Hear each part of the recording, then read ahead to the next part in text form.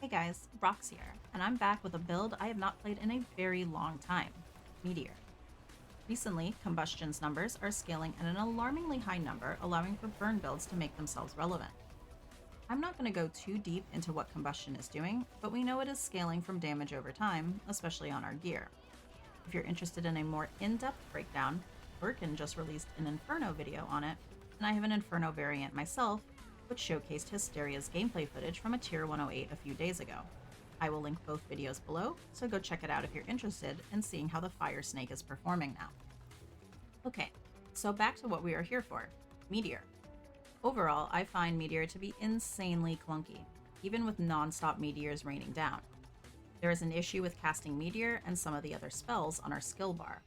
Typically, I hold down my main damage dealing ability and can freely spam my other skills off of cooldown, but I was not finding this to be the case with Meteor.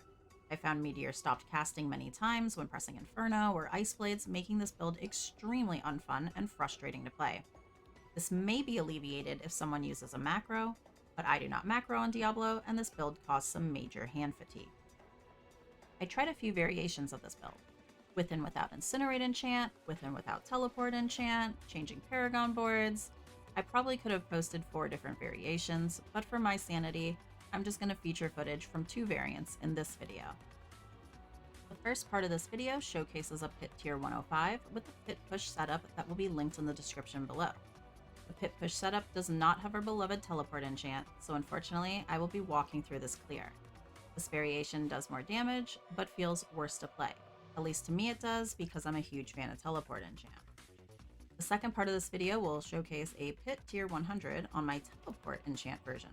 So if you're a big fan of TP enchant like me and just cannot stand to walk everywhere, then check out that version instead. I'm going to quickly go over my gear for this build. First, we're going to be using Starfall Coronet. It's best to have a max roll of 2.5 on the unique aspect. I tried this with about a 3-second and it just didn't work well for me. And also tried a triple masterwork cooldown reduction.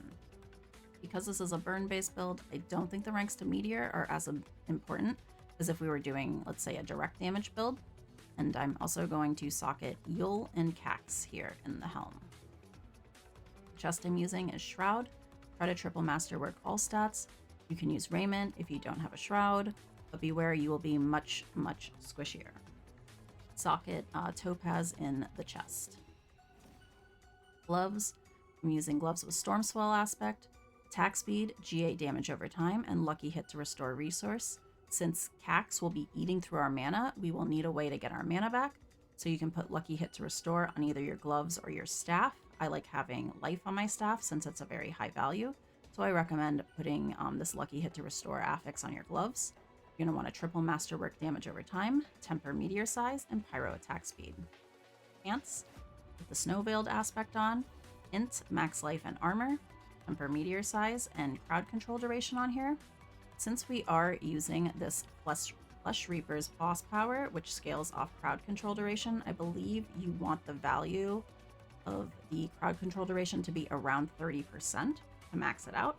So masterwork the crowd control duration until you get that value, and put the rest of the masterworks into intelligence. And you're also going to socket Igni and Thule in here, and Thule is going to give us access to Mystical Frost Nova, which will obviously freeze, make enemies vuln, and make them take 15% more damage. For the boots, you can use either Flicker Step, which I have here, or a legendary pair of boots with Orange Herald. If I'm using regular boots, get int, max life, armor, and meteor ranks.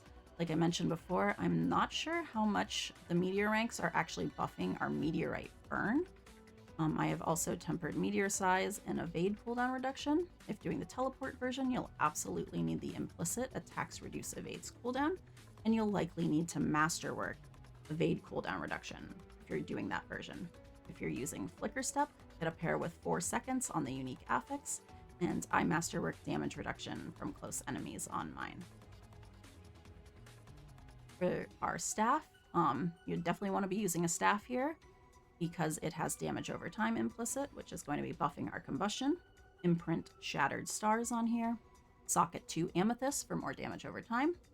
G8 damage over time is what you're going to want. And you're going to temper Pyro attack speed and chance for meteorites to deal double damage, Masterwork meteorites to deal double damage.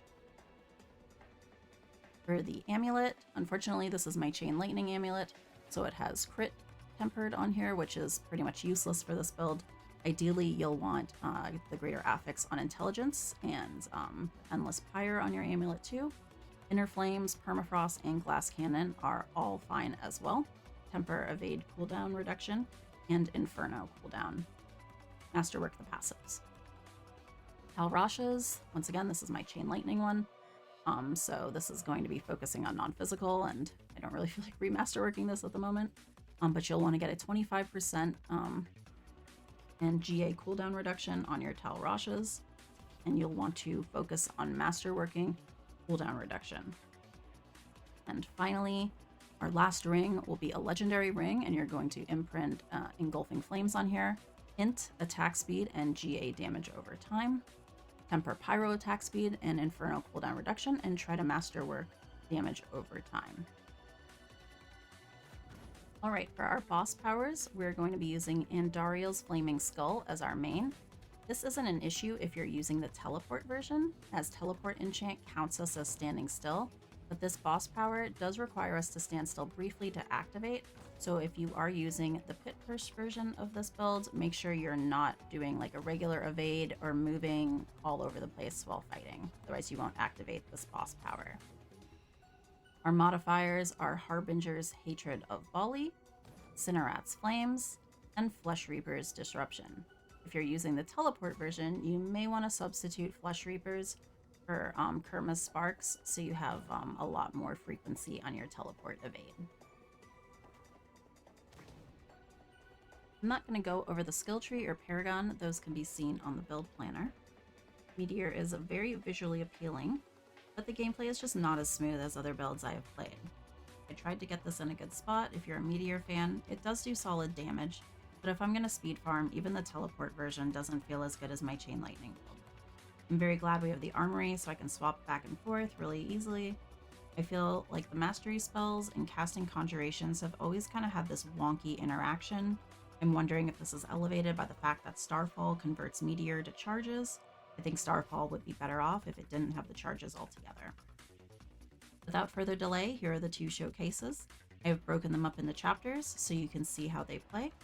I'll be back to check out the PTR. Thanks for watching, and I'll catch you next time.